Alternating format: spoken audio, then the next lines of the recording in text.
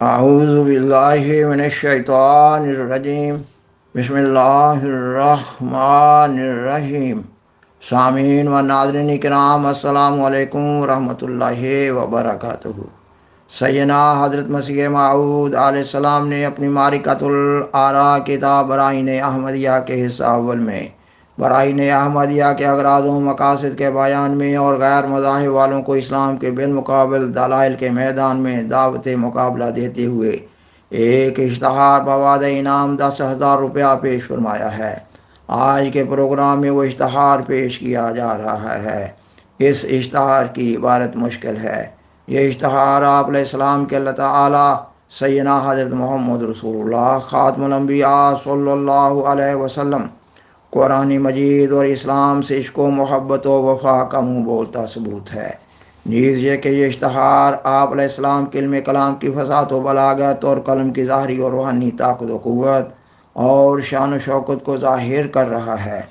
آپ علیہ السلام نے اس اشتہار کے بارے میں نصیحت فرمائی ہے کہ اس اشتہار کو ہمیشہ جلی حروف میں لکھا جائے۔ سیدنا حضرت مسیح موعود علیہ السلام نے اس اشتہار کو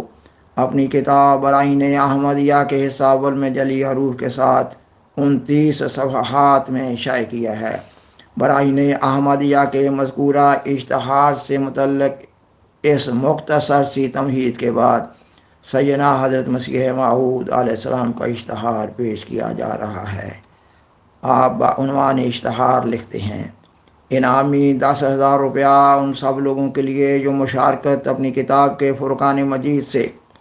ان دلائل اور براہین حقانیہ میں جو فرقان مجید سے ہم نے لکھی ہیں ثابت کر دکھائیں، یا اگر کتاب الہامی ان کی ان دلائل کے پیش کرنے سے قطعاً عاجز ہو تو اس عاجز ہونے کا اپنی کتاب میں اقرار کر کے ہمارے ہی دلائل کو نمبر وار توڑ دیں۔ آپ علیہ السلام فرماتے ہیں: میں جو مصنف اس کتاب براہین احمدیہ کا ہوں، یہ اشتہار اپنی طرف سے بوادہ انعام 10,000 روپیہ بمقابلہ جمعی ارباب مذہب اور ملت کے جو حقانیت فرقان مجید اور نبوت حضرت محمد صلی اللہ علیہ وسلم سے منکر ہیں،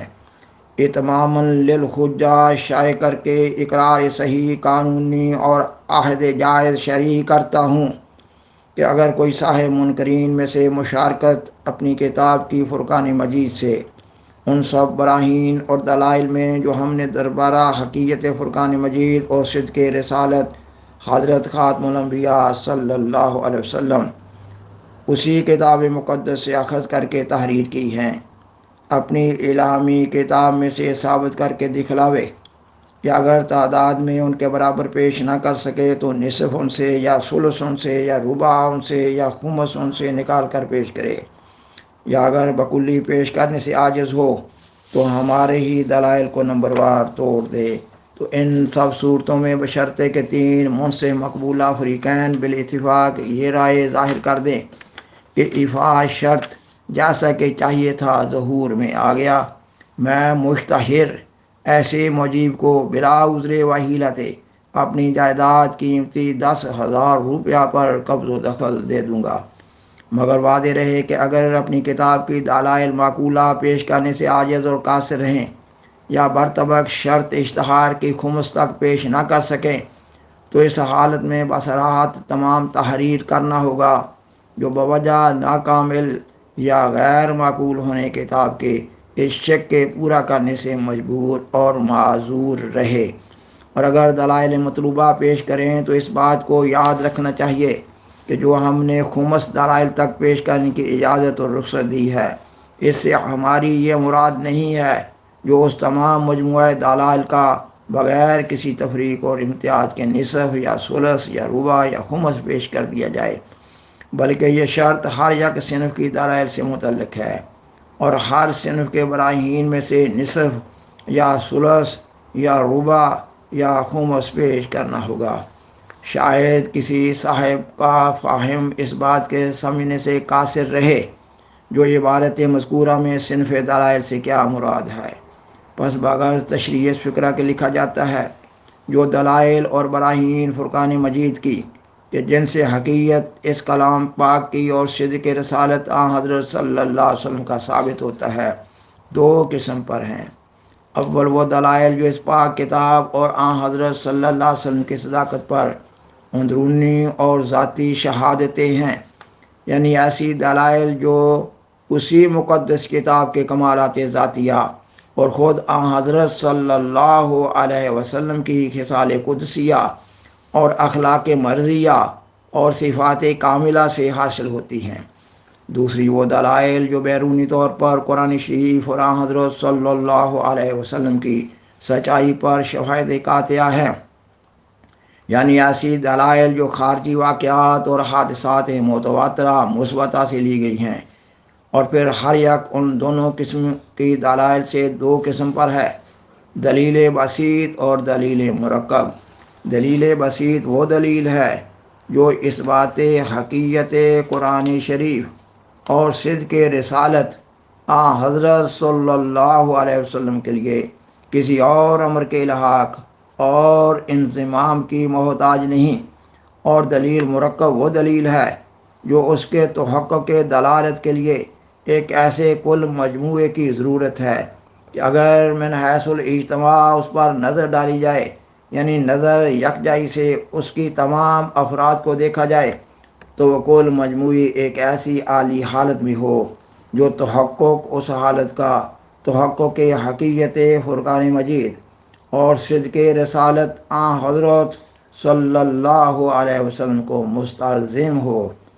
اور جب اجزاء اس کی الگ الگ دیکھی جائیں تو یہ مرتبہ برہانیت کا جیسا کہ ان کو چاہیے حاصل نہ ہو، اور وجہ اس تفاوت کی یہ ہے جو کل مجموعی اور کل واحد ہمیشہ متخالف فی الاحکام ہوتے ہیں، جیسے ایک بوجھ کو 10 آدمی اکٹھے ہو کر اٹھا سکتے ہیں، اور اگر وہی 10 آدمی ایک ایک ہو کر اٹھانا چاہیں تو یہ امر محال ہو جاتا ہے۔ اور ہر واحد ان دونوں قسم کی دلائل بسیطہ اور مرکبہ سے جب اپنی خاص خاص صورتوں اور حیتوں اور وضعوں کے لحاظ سے تصور کیے جائیں تو ان کا نام اس کتاب میں اصناف دلائل ہے، اور یہ وہی اصناف ہیں کہ جن کے التزام کے لیے ہم نے صدر اشتہار حاضہ میں یہ قید لگا دی ہے، جو ہر صنف کے براہین میں سے شخص متصدی مقابلہ فرقان مجید کا نصف یا ثلث یا ربع یا خمس پیش کرے، یعنی اس صورت میں کہ جب ان کل دلائل کے پیش کرنے سے عاجز ہو جو ایک صنف کے تحت میں داخل ہیں، اور نیز اس جگہ یہ امر زیادہ تر قابل انکشاف ہے کہ جو صاحب کسی دلیل مرکب کا کہ جس کی تعریف ابھی ہم بیان کر چکے ہیں اپنی کتاب میں سے نمونہ دکھلانا چاہیں تو ان پر واجب ہوگا کہ اگر وہ دلیل مرکب ایسی مجموعہ اجزاء سے مرکب ہو جو ہر یک جز اس کا بجائے خود کسی امر پر دلیل ہو، تو ان سب جزوی دلائل کا بھی کم سے کم ایک ایک نمونہ پیش کرنا ہوگا، کیونکہ سمجھنا اس شرط کا محتاج تمثیل ہے۔ اس لیے ہم بطور تمثیل کے اس جگہ اسی قسم کی ایک دلائل مرکبہ مثبتہ حقیقت فرقان مجید سے تحریر کرتے ہیں، اور وہ یہ ہے جو تعلیم اصولی فرقان مجید کی دلائل حکمیہ پر مبنی اور مشتمل ہے، یعنی فرقان مجید ہر یک اصول اعتقادی کو جو مدار نجات کا ہے محققانہ طور سے ثابت کرتا ہے، اور قوی اور مضبوط فلسفی دلیلوں سے بپایہ صداقت پہنچاتا ہے، جیسے وجود ثانی عالم کا ثابت کرنا، توحید کو بپایہ ثبوت پہنچانا، ضرورت الہام پر دلائل قاطعہ کا لکھنا، اور کسی احقاق حق اور ابطال باطل سے قاصر نہ رہنا۔ پس یہ امر فرقان مجید کے من جانب اللہ ہونے پر بڑی بزرگ دلیل ہے، جس سے حقیقت اور افضلیت اس کی بوجہ کمال ثابت ہوتی ہے، کیونکہ دنیا کے تمام عقائد فاسدہ کو ہر یک نوع اور ہر صنف کی غلطیوں سے بدلائل واضحہ پاک کرنا، اور ہر قسم کے شکوک اور شبہات کو جو لوگوں کے دلوں میں دخل کر گئے ہوں براہین قاطعہ سے مٹا دینا، اور ایسا مجموعہ اصول مدللہ محققہ مثبتہ کا اپنی کتاب میں درج کرنا کہ نہ پہلے اس سے وہ مجموعہ کسی الہامی کتاب میں درج ہو اور نہ کسی ایسے حکیم اور فیلسوف کا پتہ مل سکتا ہو کہ جو کبھی کسی زمانہ میں اپنی نظر اور فکر اور عقل اور قیاس اور فہم اور ادراک کے زور سے اس مجموعہ کی حقیقی سچائی کا دریافت کرنے والا ہو چکا ہو، اور نہ کبھی کسی بڑے مانس نے ایک ذرہ اس بات کا ثبوت دیا ہو جو حضرت صلی اللہ علیہ وسلم کبھی کوئی ایک آدھ دن کسی مدرسہ یا مکتب میں پڑھنے بیٹھے تھے، یا کسی سے کچھ علم معقول یا منقول سیکھا تھا، یا کبھی کسی فلسفی اور منطقی سے ان کی صحبت اور مخالطت رہی تھی کہ جس کے اثر سے انہوں نے ہر یک اصول حقہ پر دلائل فلسفہ قائم کر کے تمام عقائد مدار نجات کی حقیقی سچائی کو ایسا کھول دیا جس کی نظیر صفحہ روزگار میں کہیں نہیں پائی جاتی۔ یہ ایسا کام ہے کہ بجوز تائید الہی اور الہام ربانی کے ہرگز کسی سے انجام پذیر نہیں ہو سکتا، پس ناچار عقل اس بات پر قطع واجب کرتی ہے جو قرآن شریف اس خدائے واحد لا شریک کی کلام ہے کہ جس کے علم کے ساتھ کسی انسان کے علم برابر نہیں۔ یہ دلیل ہے جو ہم نے بطور نمونہ کے ان دلائل مرکبہ میں سے لکھی ہے کہ جن کا مجموعہ اجزاء تمام ایسی جزوؤں سے مرکب ہے کہ وہ سب جزیں دلائل ہی ہیں۔ چنانچہ اس دلیل کے اجزاء سب کے سب وہ دلائل ہیں جو عقائد حقہ پر قائم کی گئی ہیں، اور چونکہ یہ دلیل بھی اصناف دلائل میں سے ایک صنف ہے، اس لیے جیسا کہ مخاصم پر تمام اصناف دلائل کا پیش کرنا فرض ہے، اس لیے اس دلیل کا بھی پیش کرنا فرض ہے، مگر اس دلیل کو دکھلانے کے لیے ان تمام دلائل کا دکھلانا بھی ضروری ہے کہ جن سے اس دلیل کی تالیف اور ترکیب ہے اور جن کی حیات اجتماعی سے اس کا وجود تیار ہوتا ہے، جیسی دلیل اثبات وجود ثانی، دلیل اثبات توحید، دلیل اثبات خالقیت باری تعالیٰ وغیرہ وغیرہ، کیونکہ یہی دلائل اس دلیل کی اجزاء ہیں، اور وجود کل کا بغیر وجود اجزاء کے ممکن نہیں، اور نہ تحصل کسی ماہیت کا بدون اس کی جزوں کے ہو سکتا ہے۔ پس مخاصم پر لازم ہے جو ان تمام جزوی دلائل کو بھی پیش کرے۔ ہاں یہ اختیار ہے کہ جہاں ہم نے مثلا کسی اصول کے اس بات پر 5 دلیلیں لکھی ہوں،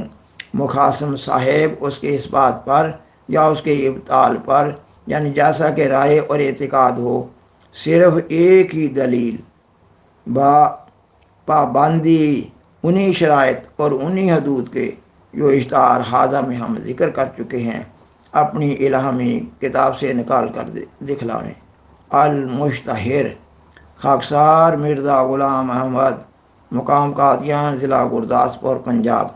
سامعین و ناظرین کرام، خاکسار نے سیدنا حضرت مسیح موعود علیہ السلام کی کتاب براہین احمدیہ میں درج اشتہار کی عبارت پڑھ کر سنائی ہے۔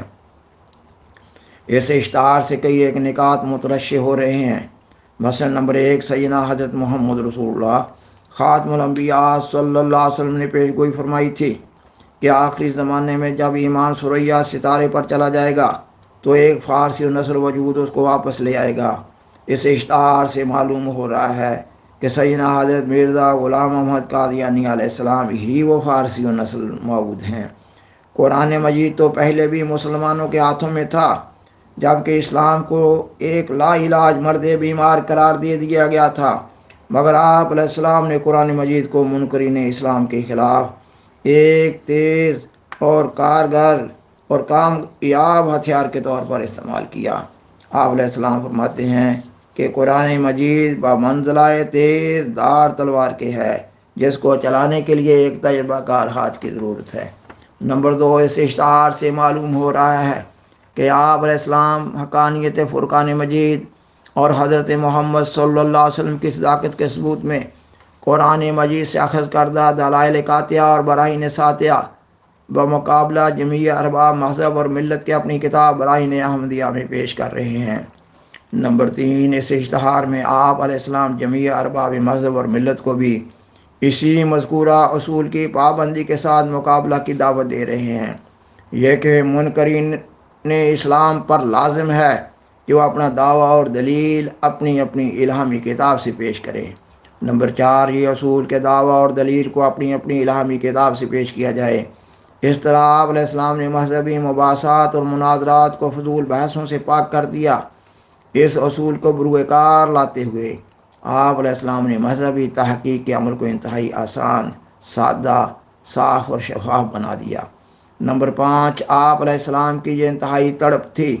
کہ دنیا قرآن مجید کے روحانی و باطنی حسن و جمال سے آگاہ ہو جائے۔ اس لیے آپ علیہ السلام نے جمیع ارباب مذہب و ملت کو مقابلہ میں لانے کے لیے یہ پیشکش کی کہ اگر منکرین اسلام آپ علیہ السلام کے پیش کردہ دلائل کے برابر اپنی الہامی کتاب میں سے دلائل نہ لا سکیں تو پھر وہ تیسرا حصہ یا چوتھا یا پانچواں حصہ تک ہی دلائل لے آئیں۔ اگر ایسا بھی نہ کر سکیں تو آپ علیہ السلام کے ہی پیش کردہ دلائل کو نمبر وار توڑ دیں۔ نمبر 6، آپ علیہ السلام دنیا پر حقانیت قرآن مجید اور صداقت سیدنا حضرت محمد رسول اللہ خاتم الانبیاء صلی اللہ علیہ وسلم کو پوری طاقت اور شان و شوکت کے ساتھ آشکار کرنے کا عزم بالجزم کیے ہوئے تھے۔ اس لیے اس مقصد عظیم کے حصول کے لیے آپ علیہ السلام نے منکرین اسلام کو میدان میں لانے کے لیے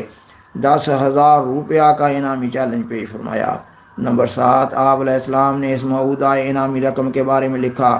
یہ کہ آپ اقرار صحیح، قانونی اور عہد جائز شرعی کرتے ہیں کہ جب 3 منصف مقبولہ فریقین بالاتفاق یہ رائے ظاہر کر دیں کہ کسی بھی مذہب والے کو اسلام کے بالمقابل برتری حاصل ہو گئی ہے تو آپ علیہ السلام اپنی جائیداد قیمتی 10,000 روپیہ پر قبض و دخل دے دیں گے۔